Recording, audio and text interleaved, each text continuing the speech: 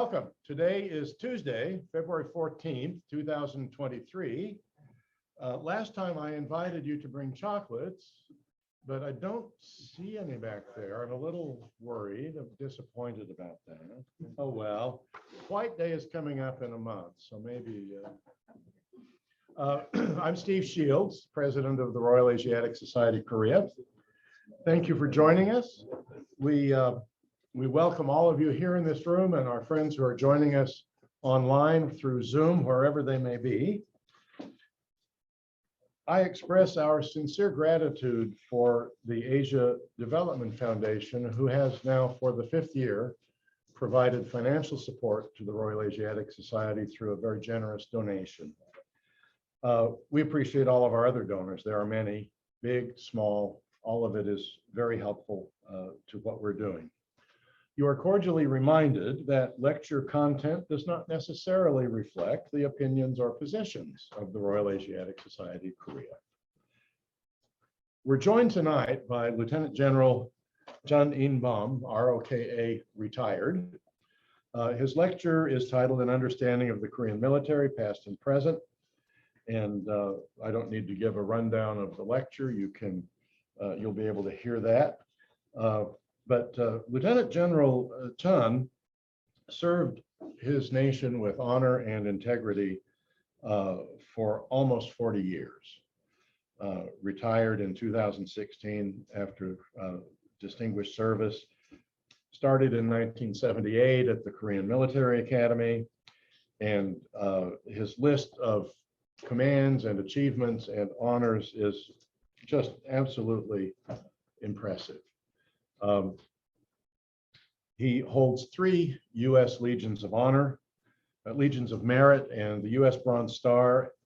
And General, what is the USSOCOM?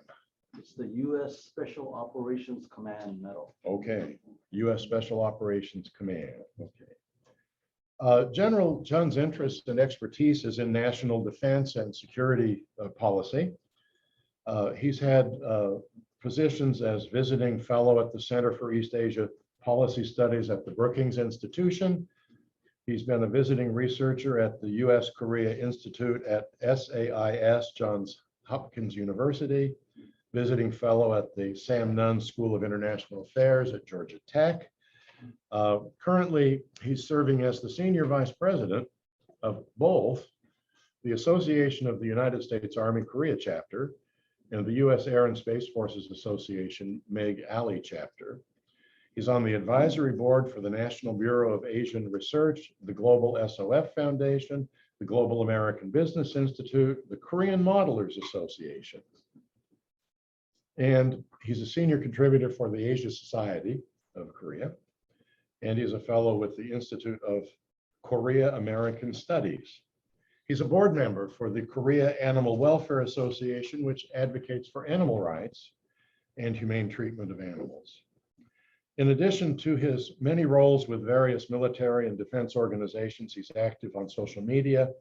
As a military analyst, he has a YouTube channel that you can look up and find all kinds of videos that he's created there. After the lecture, we will have our question and answer time. So now please give General Chun a hearty welcome to our group.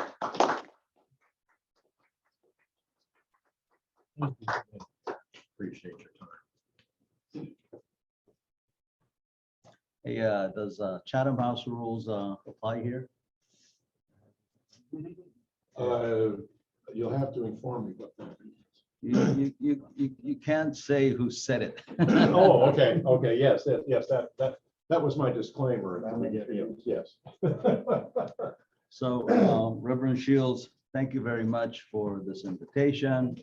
And I thank all of you for coming today. It's a real treat to be here. So I wanted to talk to you about the military situation as I see it on the Korean Peninsula. And I'm hoping that it'll be an interactive opportunity for all of us. Because mainly it's such a broad subject, I can't cover everything. So I'll just, set up the stage And then you guys and gals can ask away and see where we end up.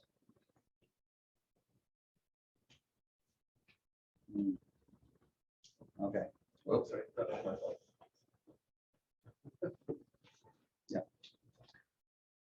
So, most of you know this, but I just want to emphasize two things.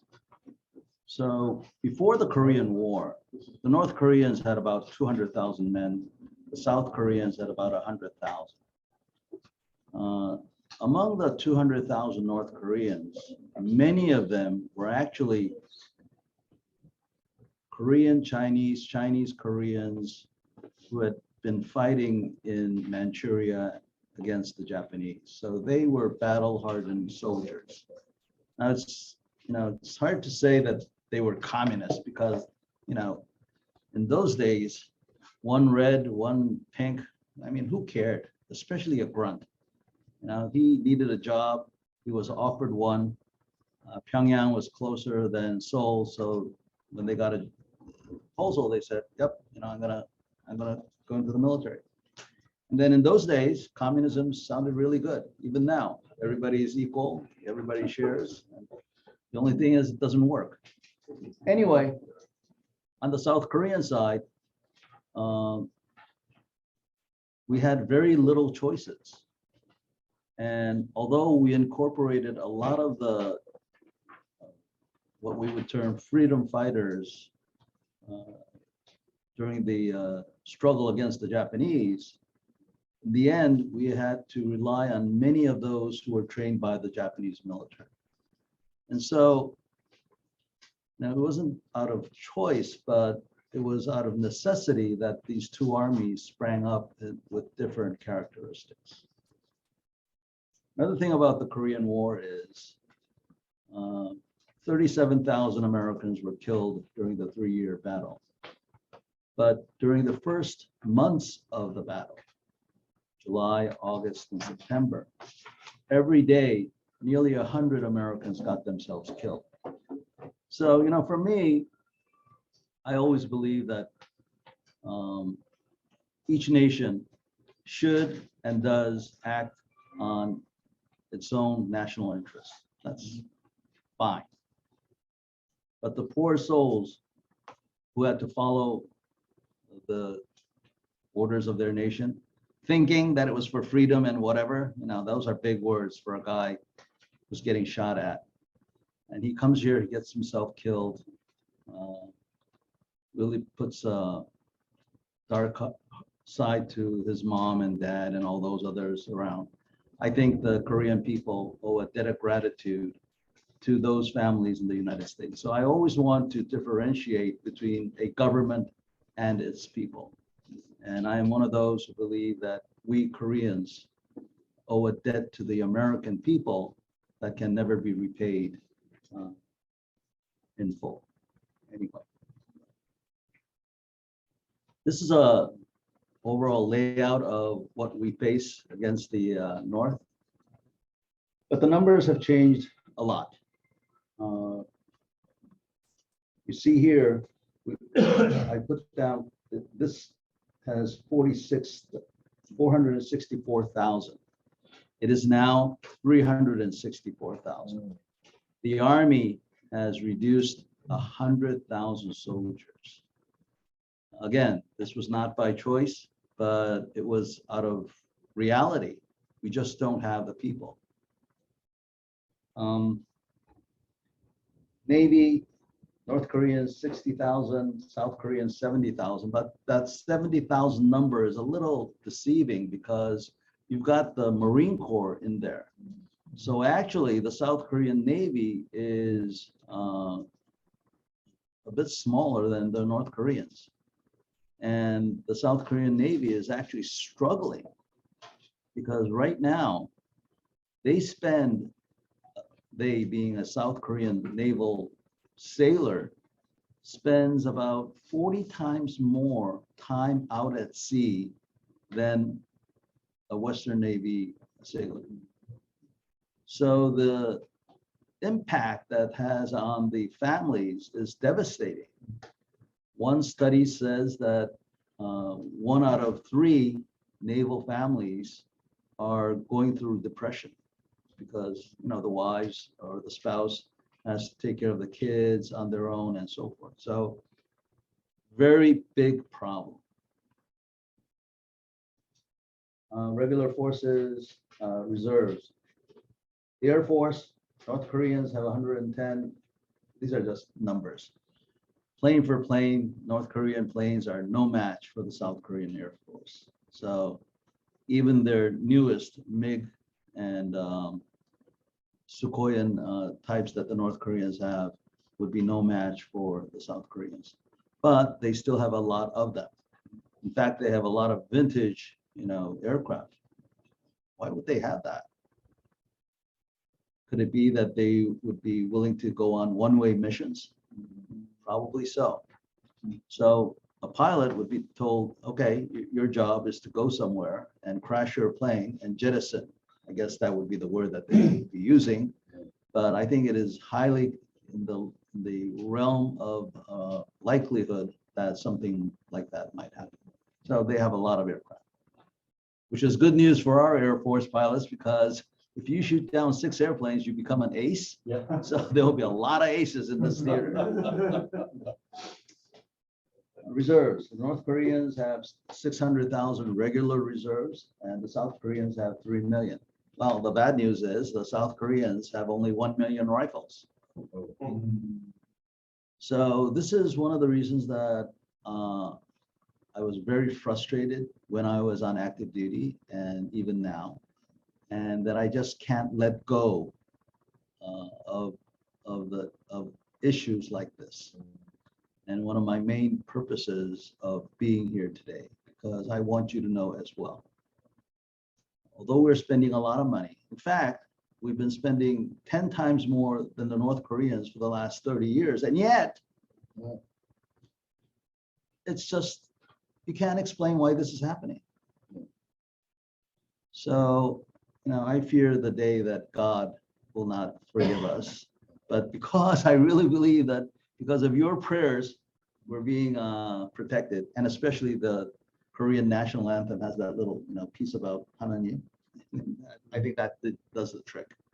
요거 끌 수 있을까요? 아니, 요거. And paramilitary. Now, the North Koreans, they're paramilitary. They're real paramilitary. After the Korean War, Kim Il-sung himself created the 4 military principles. And one of those was that he wanted to make sure that the paramilitary was well trained. So they have basic equipment, they know how to shoot, they know how to pitch a tent, they know how to march and do that kind of stuff. Tanks, Koreans have about 2,000 plus, the North Koreans 3,000. Our tanks are much better, but our tanks, about 300 of them are your latest model of the 2200. The other 1,900 are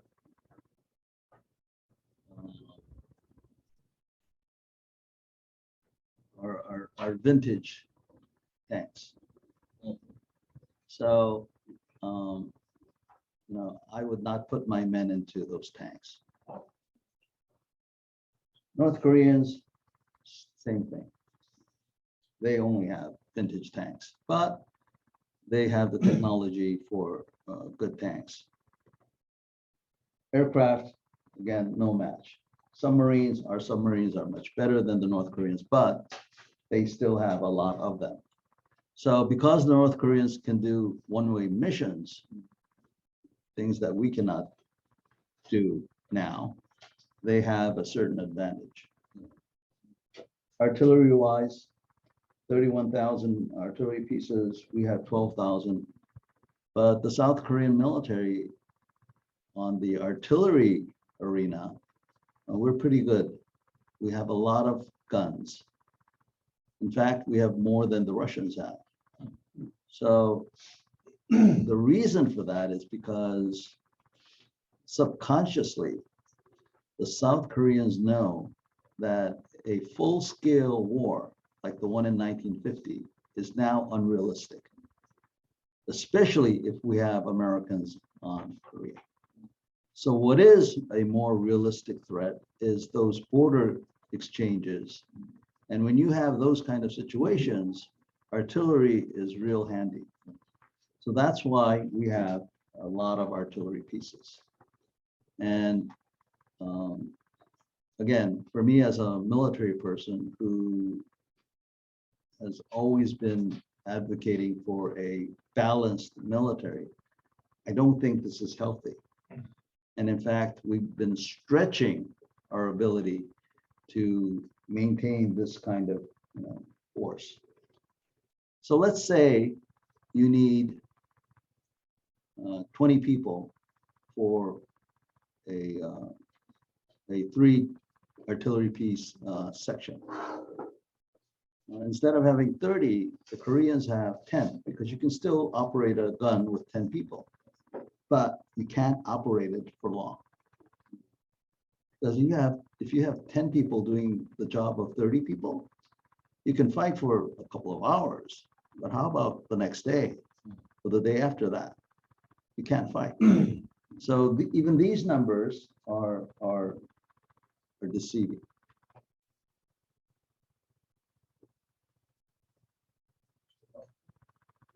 Yeah, that's all. So another part of North Korea. So the North Koreans have a lot of variety of rockets. And it's my opinion that they did this because they were developing these capabilities. So, they were tinkering with this, tinkering with that, seeing what was good for them. And now it seems they've come to a conclusion of what types of missiles that fits them. It's tactical missiles, which are missiles that are mostly within the range of the Korean Peninsula and some parts of Japan, and intercontinental ballistic missiles that can strike the United States from ground bases and now from submarines. So the North Koreans have developed these types of missiles, but they're focusing on this.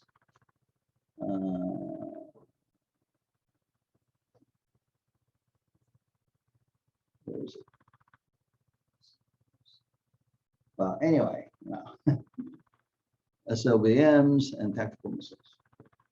As you can see, they can strike the United States and just about anybody that they want.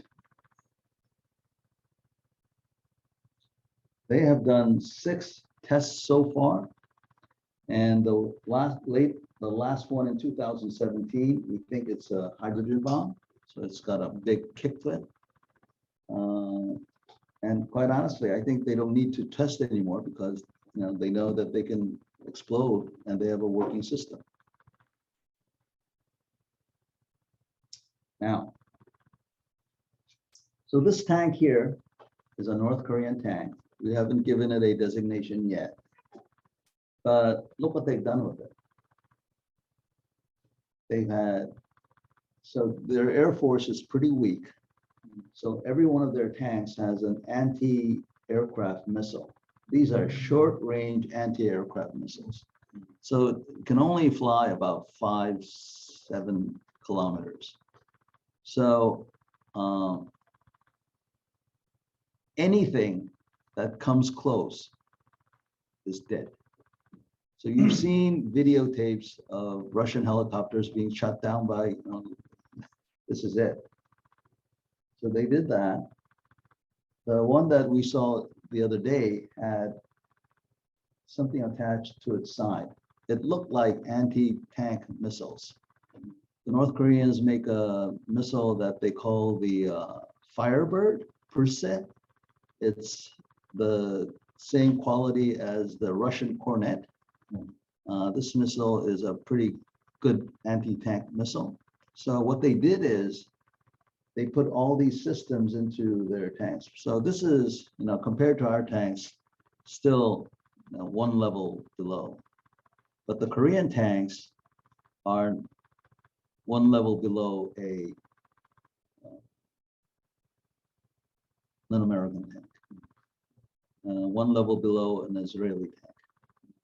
And we can talk more about that if you want.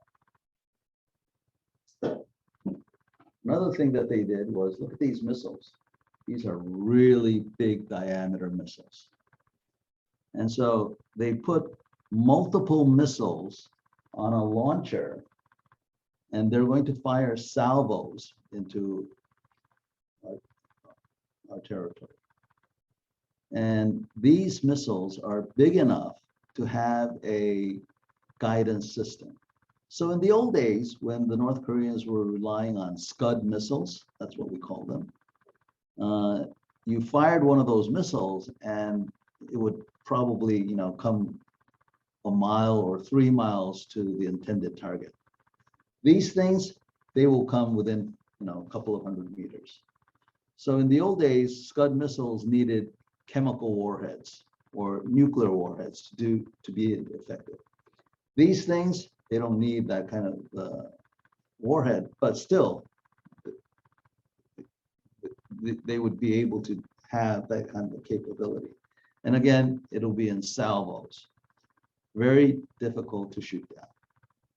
And even if you did, you must assume that, see these 5 canisters here? 1 out of 5 is going to survive. And so it's bad news for us.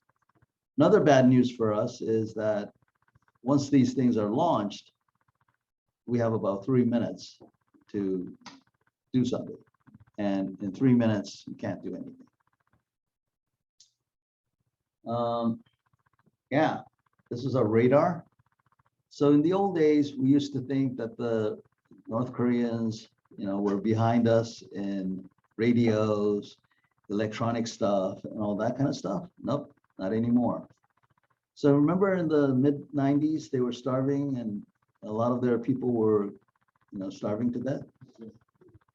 Well, it seems when the Soviet bloc collapsed, the North Koreans still had the wherewithal to invite Romanian, Ukrainian, all these scientists to North Korea. And a lot of their technology was imported. And now it should be no surprise to us that the North Koreans have a very sophisticated capability in electronics. Now, what does that mean? One example is, our radars? Our radars are pretty good. Radars are mostly used to acquire a target, to track a target, and to guide our weapons to that target. The North Koreans might have the ability to hijack our frequency and see exactly what we're seeing. It's very easy to jam a GPS signal. For sure, North Koreans know how to do that. So, the term, it ain't rocket science, means that, yep, the North Koreans have figured out rocket science. So none of us should ever claim that North Korea is stupid. So while the South Koreans were making these, the North Koreans are making those.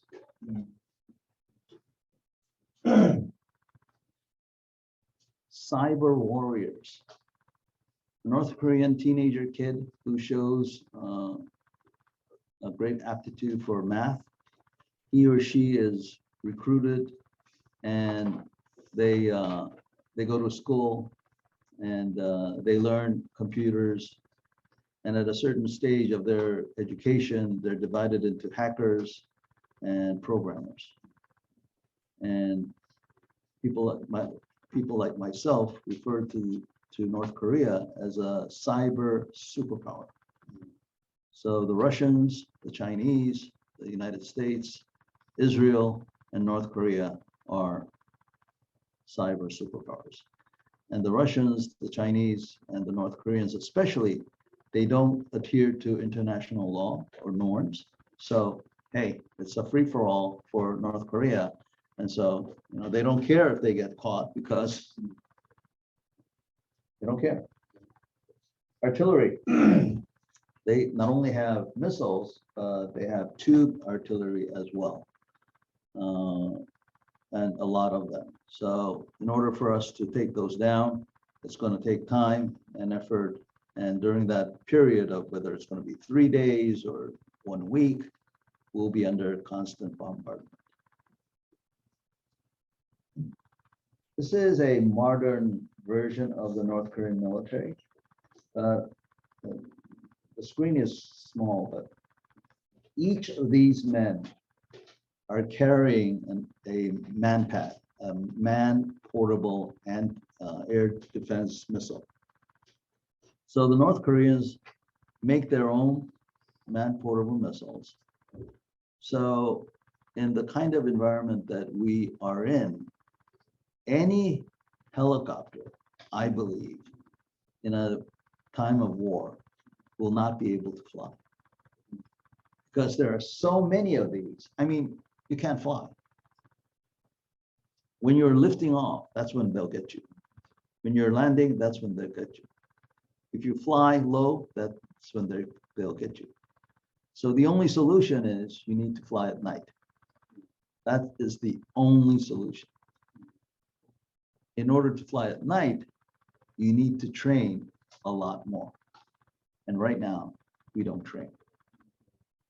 Because the people living next to the airfields, they want to go to sleep. And when the helicopters fly, they say, Mama, I can't sleep. Yeah. Daddy, I can't sleep. So, they have a legitimate case. So what are we to do? Move them or do whatever needs to be done, but we need to fly. So one of the issues that we have is a lot of our citizens are concerned about the big exercise, the one in the summer and one in the spring. Well, the real problem is this. Not only can we not fly, but we can't shoot because all those ranges have people living there, and even gunnery must be done at night. And it's just too hard to do.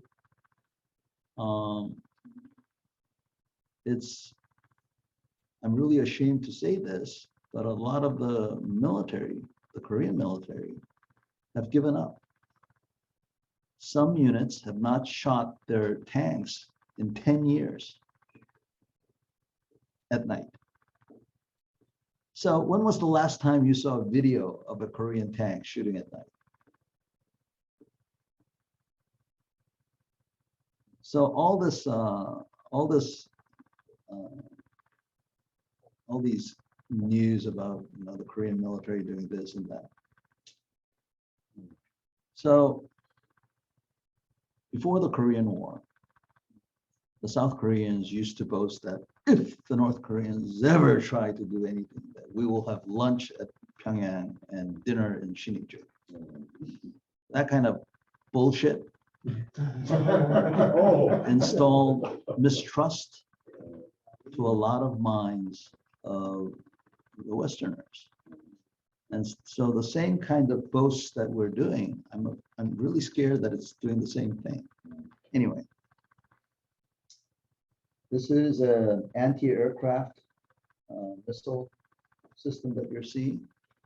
So the North Korean Air Force isn't worth a shit, but because of that, they're investing in anti-aircraft. This is probably, from the looks of it, a mid-altitude weapon system. This is low altitude, and it seems they have something that's for high altitude as well. So it's going to take us a couple of days to take out all of these systems, and even after that, it's going to be very difficult to take out all of these and all of these. And so our Air Force will have a hard time trying to overcome these systems. And there are technologies out there, but still, we Koreans have not embraced the technologies that are out there.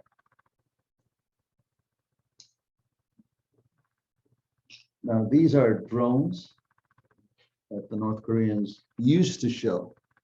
So I just want to point out that this slide was made many, many years ago, before last year's incident. So I was warning people that although we haven't seen these drones in North Korean parades for the past 5-6 years, the North Koreans have drones, they're going to use it, and we need to be prepared.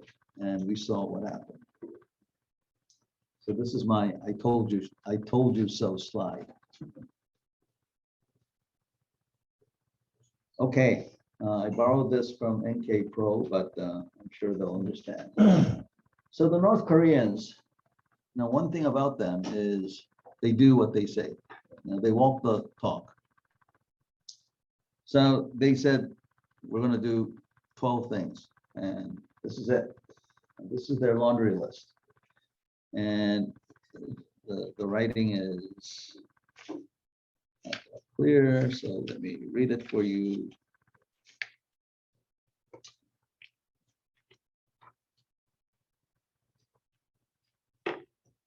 It's tactical nuclear weapons, super large nuclear warheads, multi-warhead rockets, 15,000-kilometer range ICBMs, hypersonic slide vehicles, ground-based solid fuel ICBMs, sea-based solid fuel ICBMs, sea-based nuclear strategic weapons, remodeled medium submarines, nuclear submarines, military reconnaissance satellites, and reconnaissance and combat drones. So North Koreans have a long list.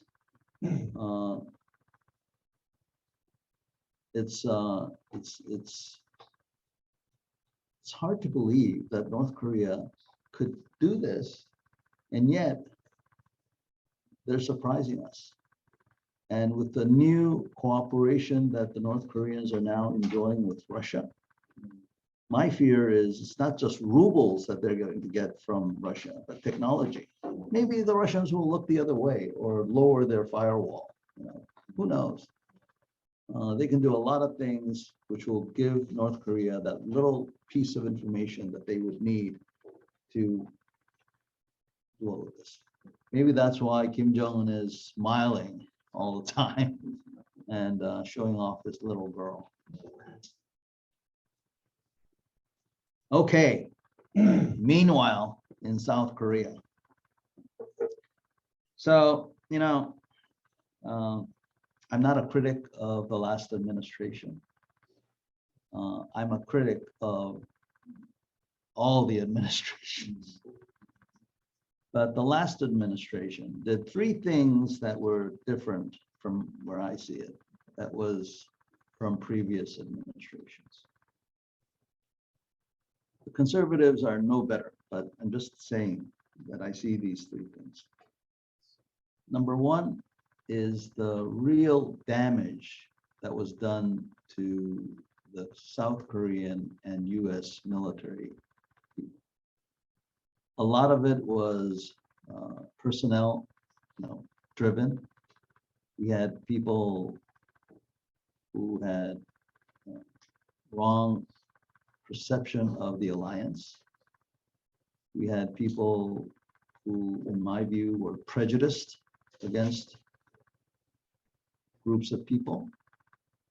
We had people who just didn't want to understand the other person's perspective.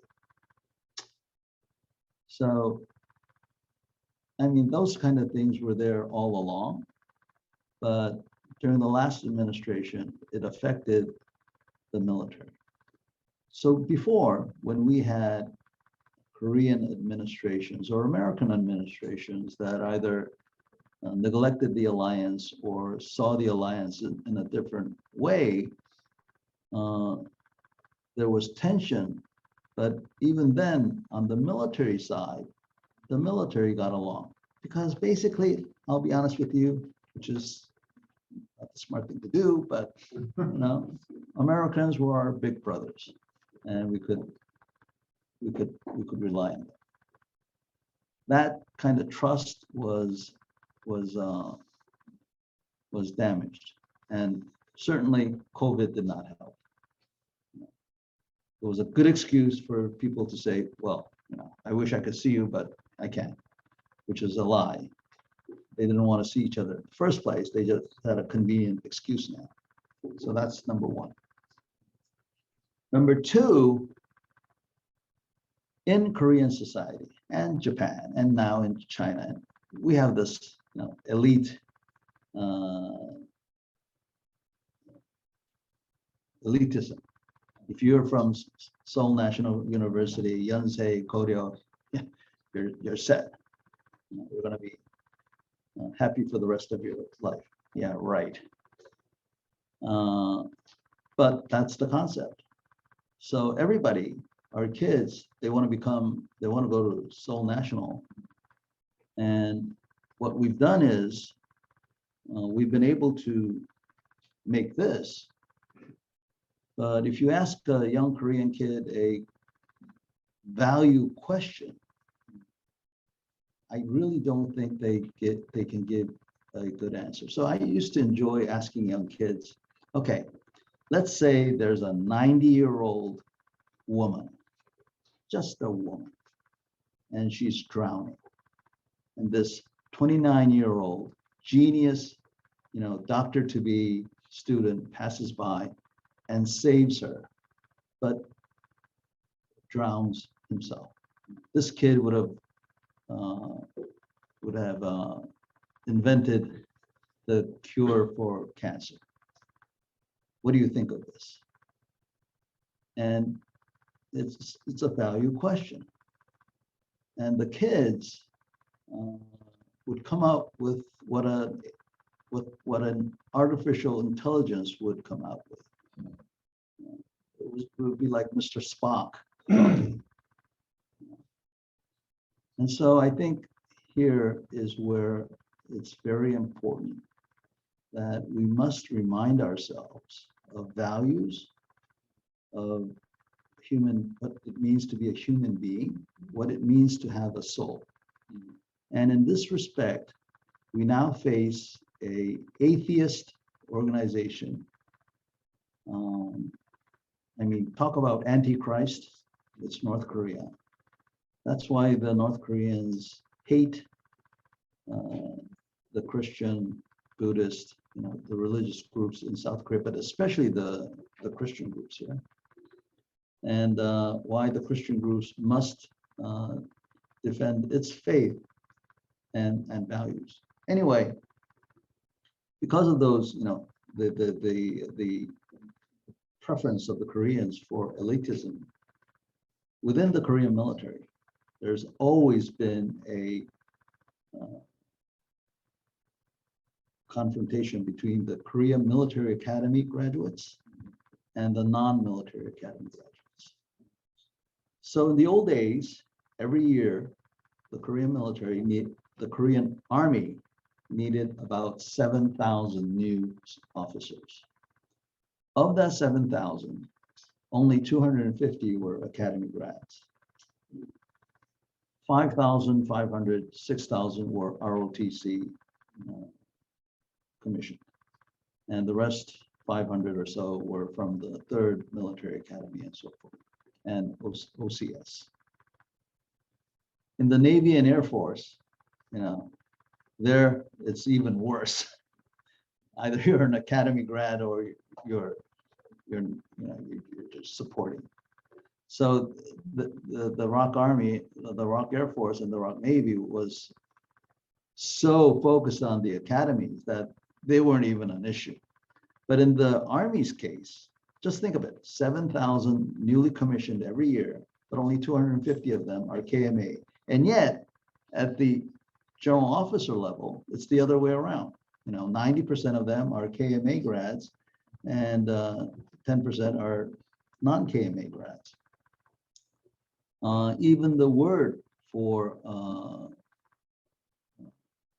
KMA or non-KMA. In Korean is yuksa, or not P-yuksa, but 일반 장교, ordinary officer. So KMA graduate and versus ordinary officer. Well, that translates into special officer. Anyway, that's how the system was. Nobody, except for the KMA graduates, liked it. To be more exact, anybody for the KMA elitism graduates liked it. I really disliked it because it was not good for the military, but it was always, put down. During the last administration, this became, so the last administration promoted non-KMA graduates to senior positions. And in fact, if you look at the data from lieutenant colonel to colonel, about 25% were less chosen from the KMA group than before.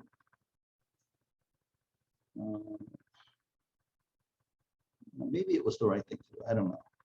But the end result was a lot of friction within the military. So I think you can do a better job, solving one problem by creating another problem is not smart. And so now the new administration is, turning this back into normal. I don't know. That's the second thing. The third thing is the so-called human rights initiatives within the ROK military. For instance, giving cell phones to the enlisted. I really support that. But before giving the cell phones, we should have had some grace time to think about, what the implications might have been. So they were worried about enlisted taking photos of classified material. Gentlemen, ladies, an enlisted grunt has very, very little access to classified information. What turned out was they were gambling with their cell phones, which is something that we did not foresee. They were going into the deep web, doing some really nasty stuff. So now those things were unforeseen, but the end result is there are so many wrong things that goes on within a collective system, a collective group. And we see it in the Russian military, US, everywhere.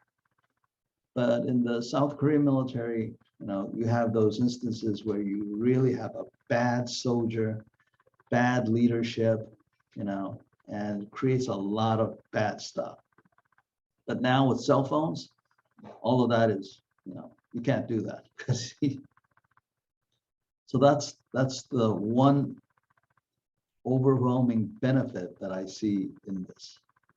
But the other thing is the military officers, the NCOs, were not ready for it. And so because they weren't ready for it, let's just say a grunt, a soldier, enlisted, he has a complaint. How come my food doesn't taste good? Well, it's Army food.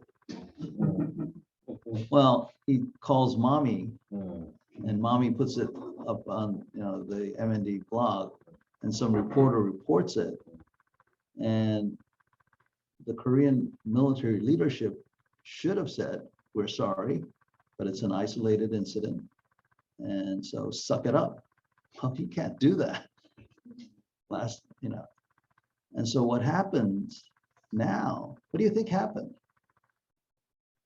Battalion commanders now are at kitchens making sure that the right amount of salt and pepper is going into the soup instead of shooting, training, formation. And so this creates a vicious cycle. So if you get away with something like that, the next thing is, well, I don't want to do guard duty. How come I have to do guard duty at 2 o'clock and he can do guard duty at 6 o'clock? Well, it's because there's a rule to this. Well, I don't like your rule. What are you going to tell? So, guys, the military is a necessity. It's not, it's not where you want to be, unless you're a general officer. Hey, and what really puts salt to the wound is the disrespect that we get from the Korean population. Now, why do we get that? Well, it's my fault.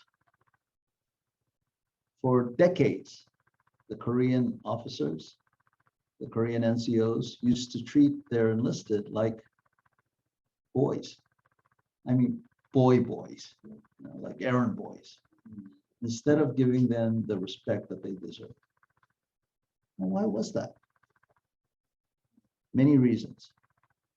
But I think it was because in the old days, we had so many young men, a lot of them, in fact, 50% of them were not recruited. Now, in a perfect world, the rich and the well-educated would have been going into the military, and the poor and the uneducated would have been given time to make a livelihood. Well, we all know that this is not a perfect world. And even in the United States, Bill Clinton didn't do military service, and he still got to be president of the United States. So, I guess that's just life. But because of this, a lot of these kids who were treated like boys, guess what became of them? They became reporters, they became lawyers, they became teachers, and no wonder they hate the military, because they were treated as such. So now, I meet lieutenant colonels and majors and captains, and I have the highest respect for what they're doing and the patience that they have to go through. All those horror stories you read in the newspapers, it's not 100%, but it's, in those cases, it's 100% real. I mean, we are having problems where a battalion commander gives a lawful order, but a mom will call and say, not my kid. And a lot of our officers are just compromising and saying, okay, well, I guess your son is sick then, and goes to sick bay. That does not create, a fighting unit. So that's what happened. The three things. We can talk about South Korean nuclear weapons, wartime outcome, extended deterrence, what it is, what the issues are. We can talk about the comprehensive measures agreement. Should we get rid of it? What should we do? GSOMIA, this is intel sharing agreement with the Japanese. Kill chain, Korea air missile defense, Korea mass punishment and retaliation, and more morale issues. So we can talk about these things if you want. So I'm going to end here. It already took 50 minutes. So I understand this is a 90-minute gig. So you have 40 minutes. And so go ahead. General, thank you turn on the very lights, much. Let's have the lights, please. And we'll open it for questions, but General, I'll let you just field questions. I don't need to intervene. If you're online with Zoom, type a question in the chat box and we'll ask John to, pipe up when there's a question to be asked. And so I'll let you enjoy conversation with the General. I have a question. Yes, sir. It's related to Ukraine and the Russian war. In the beginning, I saw some aircraft were attacked this Ukraine, but recently they attacked through the missile mainly. Why? Well, Russia, but why I have that there are lots of aircraft, airplane, airfighter. Why don't you use that the aircraft or airfighter to attack the Ukraine? I wonder. Yes, I'm sorry. Yeah. You mean the Russians, right? Yeah, by Russia. The Russians failed to gain air superiority. And because they have failed to gain air superiority, they cannot fly their aircraft.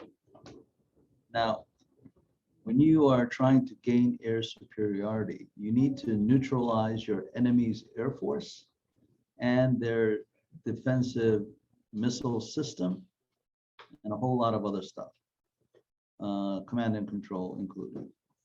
The Russians were unable to do this.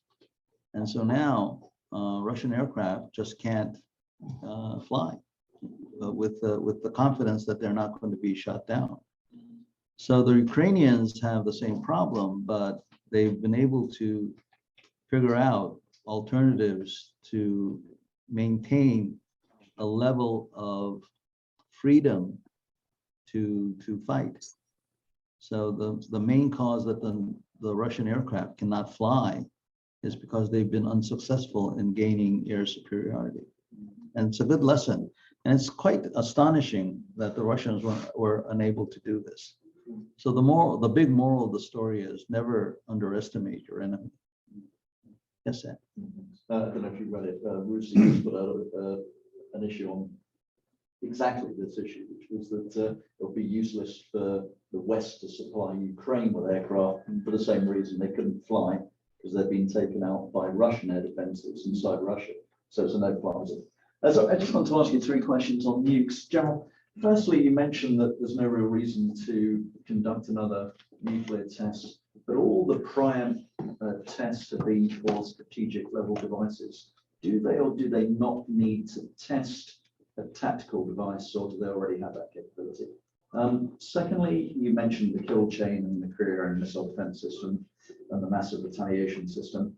I mean, Kim Jong-il last year went to a dead hand capability. Does that now invalidate South Korea's entire missile defense system? And thirdly, on the issue of South Korea getting nukes, is there any organization or lobby group forming, perhaps with yourself in it, within South Korean civil society to promote this this idea? Thank you. I think I counted 4 questions. I thought it was 3. Tactical nukes, do they need to test? Secondly, dead hand and the invalidation of Korean missile defense system. Thirdly, well, the last thing I just said. South Korean. Yeah, so the lobby group. Yeah. So we know North Korea tested these nuclear devices, but it was all underground.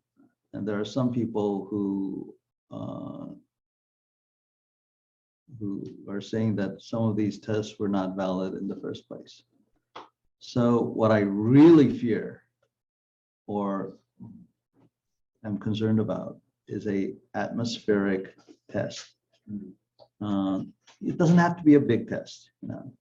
1 kiloton or 2 kiloton, it's like 2,000 pounds of TNT. 2 tons of TNT. That is something that they can do. The radiation fallout might be manageable from where you sit. So they have these islands that they use all the time to shoot. But if they put one of these things on their tactical missiles, shoot it and it explodes. That will show that they have this capability. Now, even if they don't do that, any prudent military planner must assume that the North Koreans already have it. To say that, well, I haven't seen it, so I'm not going to believe it, is just stupid and is irresponsible for a military planner. So the only meaningful nuclear test from where I sit is an atmospheric, even if it's a small yield, that undoubtedly shows their ability to detonate something like that. What do you mean by dead hand? That's right. It's an old NATO terminology that Kim has said, if I'm killed, we'll have a system in place. It may be AI, it may just be systemization, it may be the Russian system, it's mechanic, in which commanders will then get the go-ahead to press their own button. Yeah, it seems, yeah, I learned a new word now.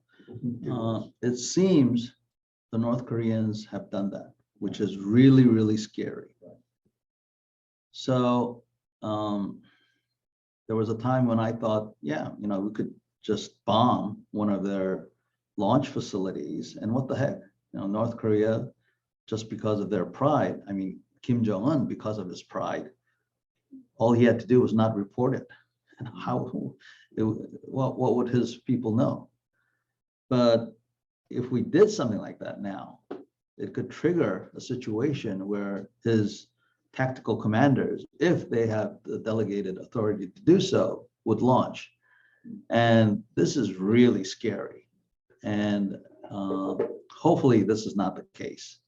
So Kim Jong-un, I hope he is paranoid enough not to give that capability to, not to delegate that capability to his subordinates, because, you know, that missile that's supposed to go that way could go the other way. So, you know, they might be telling us that they have that, but now this is not a prudent planner, but I would still have some doubt about that kind of delegation. But you never know. Maybe he's got a, you know, second cousin that he really, really trusts, who's got the ability to launch. Finally, yes, there is a organization, but I differentiate. So I think maybe 10, 15% want nuclear weapons no matter what. I mean, South Koreans. I want nuclear weapons, but I want it in a way that it is a negotiated agreement with the United States. In other words, I'm not going to sacrifice the alliance for a South Korean nuclear device. So that's where I stand. So right now, the progress that I'm seeing between the United States and Korea is okay with me. But I still want to look very closely as to what's going on, because a photo in front of a B-1 ain't going to do it for me. I want a little bit more. But having said that, you know, sometimes I go to these gatherings, I look at these Koreans, and I think to myself, holy crap, you know, I'm more scared of them than Kim Jong-un, because they're really crazy. No wonder the Americans don't want them to have nuclear weapons. So it's a very complicated situation, but there is a group, and Are you a member of that group? no, I am, but I'm not a paying member, but I do get their newsletters, and I just want to make sure, you know, I want to know what they're talking about. Yes. Yes, thank you, General. Thank you for the talk, and thank you for your service. I guess it builds to some extent on the last question. So I'm a little bit worried that I'm going to leave the talk in the building considerably more worried than when I came in. And you, I think, persuasively laid out a lot of the stark realities, and it's better to be, you know, forewarned in order to be forearmed. But I think, what would you say in terms of having identified, you know, very worrying issues, how to address and solve them? Obviously, you've had, you know, huge leadership experience, particularly in terms of the lines that you've stressed and outlined. Well, what do you think would be, 1, 2, 3 key necessary positive solutions to improve and address those kind of anxieties and failings that I think you very persuasively outlined? So I've always had a knack for military history. And when I was a young man and 20 pounds lighter, I would read these history books, war history, and I think to myself, my God, why would they do that? Thousands of men getting killed for no apparent reason. Well, now I know. It's because they're stupid. They're human beings.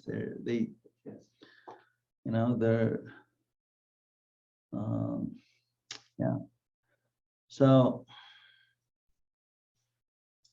it's interesting that the Ukrainians, one of the main reasons that they're fighting so well now is because of the humiliation that they had to go through in 2014. Now, a lot of you know that Ukraine was, and to some degree now, was a corrupt country. A lot of corruption in that country. And so they were so disgusted, they elected a comedian to be their president. I mean, that's how bad it was. But after 2014, they woke up. And little did the Russians know that for the past 8 years, the Ukrainians were getting ready. And the Ukrainians were, I think they made a conscious, maybe unconscious decision that anything was going to be better than living under the Russians. So they did things that was unimaginable for other countries, especially like Korea. For example, they allowed civilian technology to come into Ukrainian government. And I'm phrasing it in a very general and broad way, but they did some things that countries like Korea could never do. So the answer to your question is, for me, and I'm really sorry I have to say this, that either we go to war and realize, holy crap, this will not be acceptable, that we either we wake up, or I don't see a good solution. So, but in all fairness, it's not just because we're Koreans and we're lacking. It's everywhere. A peacetime army faces the same thing, and so that's a real shame. The only thing that really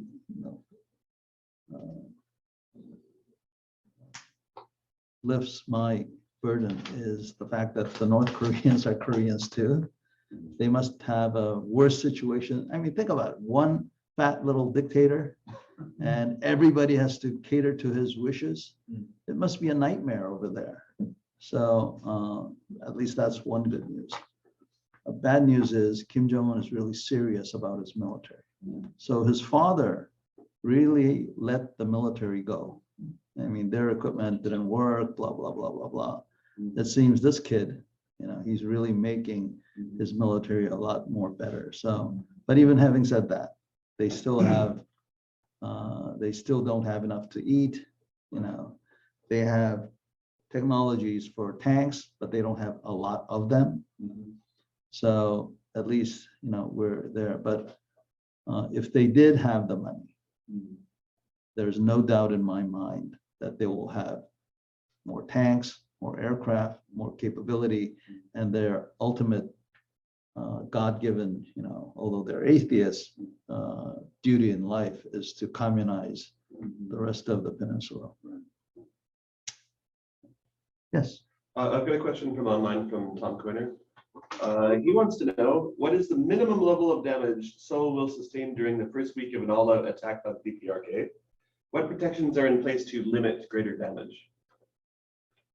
None. So there are those people who think that a North Korean artillery shell would not do a lot of damage. That because these are concrete buildings, that it would be okay.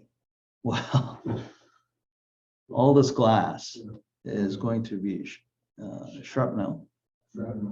And once the glass goes, your heating goes, and your air conditioning goes. Well, so it's bad news in the winter, bad news in the summer.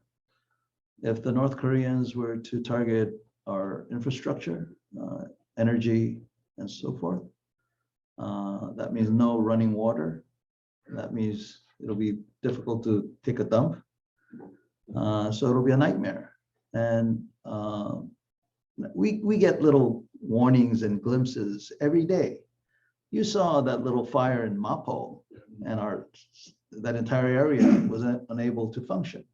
We saw, Cacao, because of a little fire, communications was dead for a couple of days. So there are weaknesses here that even one little shell can do. So what needs to be done is we need shelters. But if you get a lot of people into one area, you need to take care of them and you need to evacuate them. And so the Yoon government is going to reintroduce the monthly air raid exercises starting in May, I believe.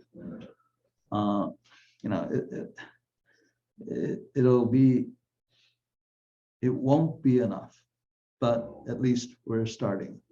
And hopefully we'll start to invest in these things. But you go to the Korean subways and you see these little gas masks and all that.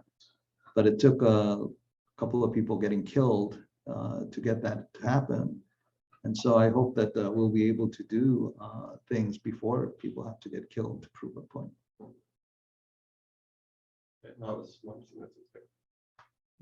In your view, General, is there any way to restore public confidence and respect for the military in South Korea? Or is it, are there any measures that could be taken at universities or in the education system that could shift things?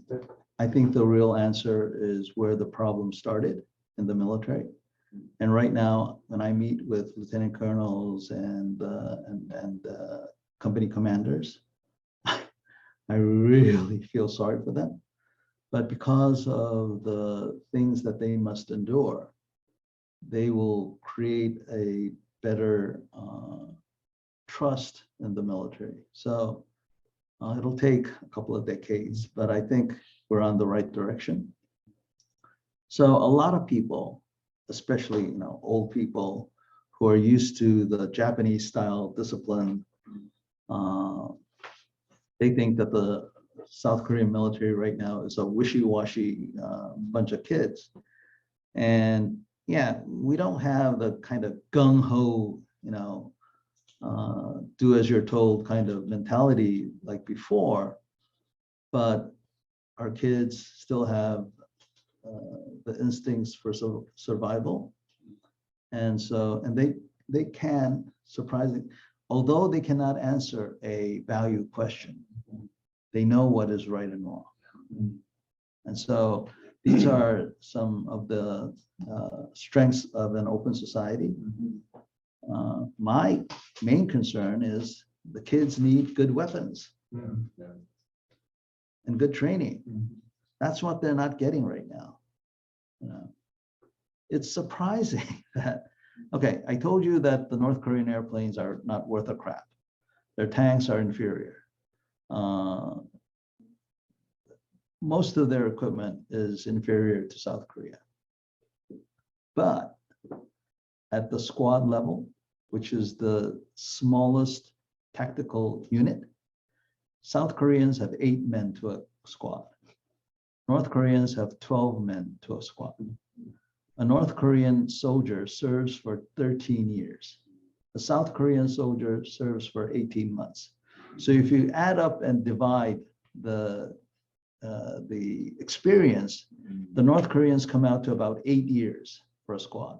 South Koreans about 7 months. So what that means is the South Korean soldier needs to do a lot of shooting and a lot of training, and that's not what we're doing. That's number one. Number two, If you look at a North Korean squad, they have everything that the South Koreans have. Okay, so small arms, things like that. What the South Koreans don't have that the North Koreans do have is a sniper rifle. So it's just a rifle with a scope. But do we know what happens when you have a guy or a gal with a sniper rifle with a range of 400 or 500 meters and you don't have one like that? You get that one person will kill your entire squad. The North Koreans in a squad, they have 3 RPG-7s. Does everybody know what an RPG-7 is? It's a rocket. It's a grenade launcher. Each squad, a North Korean squad, has at least one, but we believe their main units have at least 2. At the personal orders of Kim Jong-il. Kim Jong-il saw what was happening in the Gulf War, and he said, I want another RPG in every one of our squads. The North Koreans have been developing a lot of different warheads for these RPGs. So these RPGs are not the ones that you see in movies. These RPGs not only have the high explosives, but they have things like hyperbolic warheads. This is a really explosive propellant and a warhead. If something like that, if a hyperbolic warhead were to strike this room, it would kill everybody in this room. So they have a lot of variants of these warheads. The North Koreans at the squad level has all of that. The South Koreans, what we don't have is an equivalent of a sniper rifle. We don't have an equivalent of a rocket launcher. And so it's hard to believe. I mean, some people out there will say, that can't be true. Well, it is true. So it's a difference in the philosophy of how we use it. So these days, these RPGs were started as anti-tank weapons to destroy enemy tanks or APCs, armored personnel carriers. In warfare, we found out these things were not only good for destroying tanks and vehicles, but putting a hole through a wall, which is very important in urban fighting. RPGs are used to shoot down helicopters. So the North Koreans realized very early that, oh, this is not just an anti-tank weapon, it's a multi-purpose weapon. The South Koreans have a system called a Panzerfaust 3. It's a German design. Is it better than the RPG-7? Yeah, it can penetrate a little bit more. But like I said, the North Koreans in each squad has 1 or 2 RPGs. A South Korean unit in a company, they will have, I believe, 7 Panzerfaust 3 launchers with 9 rounds each. What this means is a company commander will say, okay, Lieutenant Kim, for this operation, I'll give you 2 Panzerfaust, and Lieutenant Kim, I'll give you 2, and I'll keep the 3 in reserve. That's different from a North Korean way of operation. Guys like me have been begging the Korean military to give us something like the North Koreans. I even said jokingly that we should import RPG-7s from the North Koreans. It's such a great system. So why can't they give it to us? Beats me. I mean, the total indifference to the individual soldier's capabilities is, in my mind, criminal. What the South Koreans also don't have is night vision goggles. So among the 8 men, 2 have night vision goggles. Well, night vision goggles is not a high technology. it's a little pricey, but how much does a life of a soldier, is it worth? How much is the security of this nation worth? So if I were given the authority, I'd say for the 8 men, at least 6 of them should have infrared night vision goggles, about $1,500 or more, and thermal sights, which is $20,000 or more. But if you have that kind of capability, like the Russians do right now, it puts a real dent into your opponents. Okay, and because the North Koreans have more people, by having this kind of basic equipment, you can upgrade the ability of your squad. But the Korean military, they like the F-35s and the new tanks and all that kind of stuff, but they're not investing in these kind of basics. So that's where I'm really concerned, because if the squad cannot fight, the platoon will collapse. When the platoon collapses, the company will collapse. When the company collapses, the battalion will collapse. And we have a big problem. Sorry, you mentioned no sniper. When I visit South Korean troops, they have optical sights just on their basic infantry rifles, right? So they have those. And don't they use, you don't use the law anymore? The disposable, counterpart to the Soviet RPG. Yeah. So the law refers to the light anti-tank weapon. The model name is the M72. Yeah. No, we don't use it because it's 50 years old. We do have some of them, but a lot of the South Korean soldiers are scared to shoot it because they're afraid that it'll explode, and it's very old. And there is no replacement for that. So, yeah. Yes. South Korean government, do they have some sort of a control over the media? Because I'm sitting at home watching Arirang News, the CNN, BBC. I'm not able to really understand Korean that well, but I knew things were bad, but this is really bad. Don't you think the public should be more aware of this information? Why do you think I'm here? Yeah.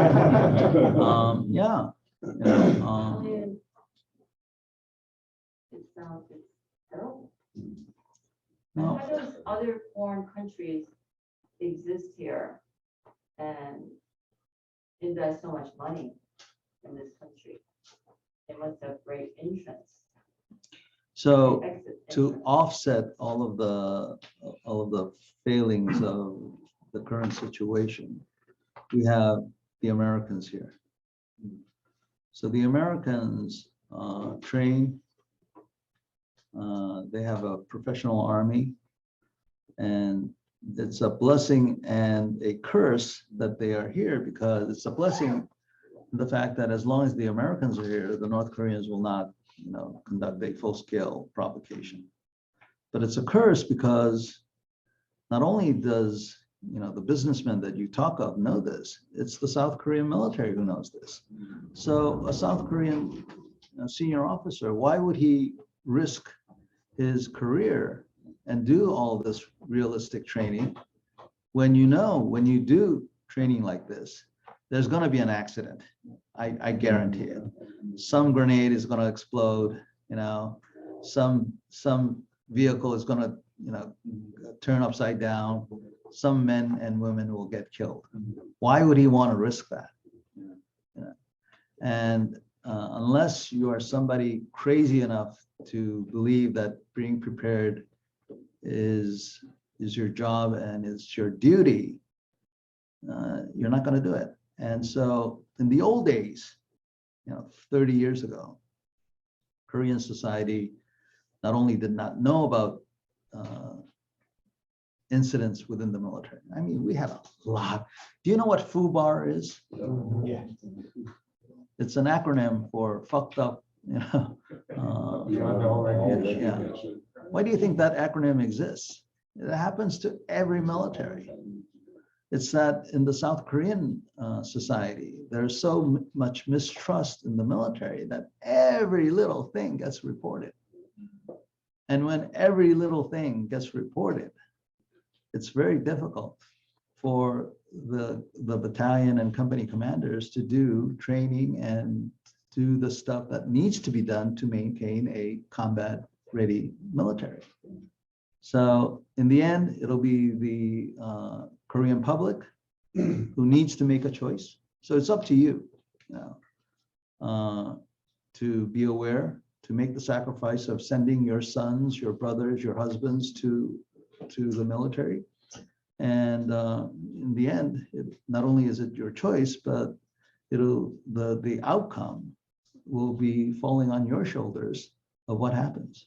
That's the same thing what Canada's going through right now. People are becoming aware of what's going on in the Canadian military. They're like, oh my God, I'm reading this. I'm like, I see you guys don't read military history books. So that's what Canada is exactly going through right now. For the past, probably the last 5 years, and especially the past 3 years. Just there's an accident, like getting back to military training accidents. There's in Afghanistan, there was a Claymore mine mishap with training, and these Canadian soldiers were gathered around a Grizzly or an APC vehicle of some sort, and they thought they were farther back, and somehow this Claymore mine got turned around, and even though it was like way over there, they blew it, and the backlash just killed, wounded several, and it killed one. And people were like, oh my God, in Canada, like, this is happening. Yeah. Come on, guys. Like, I know you're civilians. And you live in your 8-hour day and go into the cubicles and have to read books or something. So it's, yeah, we're going through the same thing. General, thank you very much for a very informative lecture and discussion. We appreciate that. So I have a couple of announcements to make. Do you want to sit down for a minute? Yeah, I'll hang around a few minutes. Okay, all right. for any I'm personal gonna let trade places for a second with you, and people I'm sure will enjoy having a chat. First of all, I want to introduce